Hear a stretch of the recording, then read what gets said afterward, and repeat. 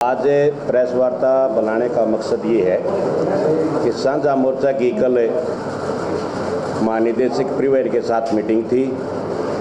कर्मचारियों की जो समस्याओं का समाधान लंबे समय से सरकार बातचीत कर लेती है, लेकिन धरातल पर लागू नहीं करती। सरकार ने कल फिर एक मीटिंग आमंत्रित करके समाधान की और एक कदम रखा था, लेकिन मीटिंग में किसी भी मांग को समाधान निकालने के बजाय मीटिंग में सिर्फ खानापूर्ति की गई। कर्मचारियों की समस्याओं को दूर नहीं किया जा रहा, उलट सरकार 3658 परमिट सरकार देने जा रही है। इन परमिटों के आने से न तो सरकार के राजस्व की कोई बढ़ोतरी है, न किसी की कैटेगरी द्वारा इनकी मांग की गई है और न ही ये जनता हित में है। एक तरफ प्रदेश सरकार फ्री ट्रैवलिंग के लिए अनेक कैटेगरी को लाभ देने की बात करती है, दूसरी ओर बसों की जो संख्या निरंतर घट रही है और जो प्राइवेट की बसें आज के समय में जो चल रही हैं, सरकार की किसी भी सुविधा को वो नहीं दे रही हैं। उसमें चाहे बच्चियों का फ्री चलने की बात हो, चाहे बुजुर्गों को फ्री चलने वाली बात हो, या इसकी हैप्पी कार्ड वाली जो बात हो, वो किसी भी सरकार के आदेशों को नहीं मानती है।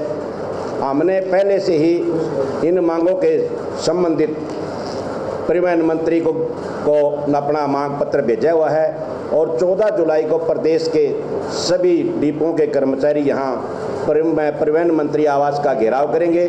उस घेराव के बाद भी अगर सरकार ने कर्मचारियों की समस्याओं का समाधान नहीं किया और जो 3658 परमिट जो पॉलिसी वापस नहीं ली गई, तो उसी दिन यहाँ से एक बड़े आंदोलन का आगाज भी किया जाएगा। क्या ये आंदोलन सालों से बड़ा होगा? ऐसा है जी, ये आंदोलन है, ये रोडवेज के कर्मचारियों की समस्याओं के साथ साथ आम जनता, युवा, छात्र छात्राओं की भी समस्याएं इसके अंदर शामिल है। क्योंकि जो प्रदेश का गरीब छात्र है, व्यापारी है, मजदूर है, वो इन रोडवेज की बसों में सफ़र करता है। अगर रोडवेज की बसें की संख्या कम हो जाएगी और सेवा ये लुप्त हो जाएगी, तो गरीब आदमी के लिए जो परिवहन व्यवस्था वो खत्म हो जाएगी। इसलिए जनता की मांग भी, जनता के सहयोग से, रोडवेज के कर्मचारियों के सहयोग से इस आंदोलन को आगे बढ़ाया जाएगा।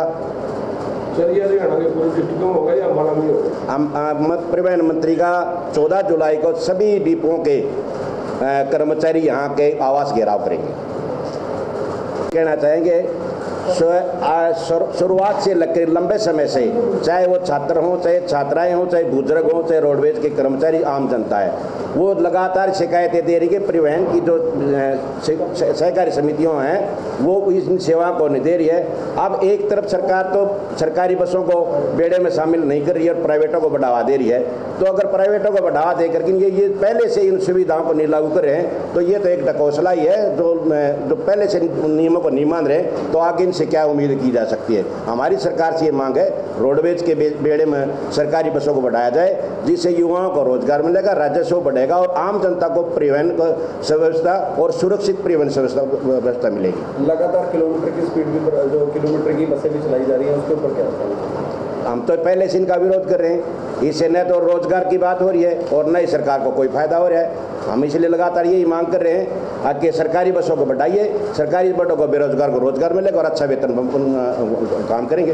सरकार ने पिंक बसें चलाई थी स्पेशल महिलाओं के लिए। वो महिलाएं, तो वो बसें जो हैं 20 साल बाद घेर रोड से लेके कैंट का रूट निकाला गया, उसके बारे में क्या कहेंगे? ऐसा है जी, जो सरकार जब भी कोई योजना चलाती है, यहाँ एक एक्सपेरिमेंट के लिए योजना चला रही है।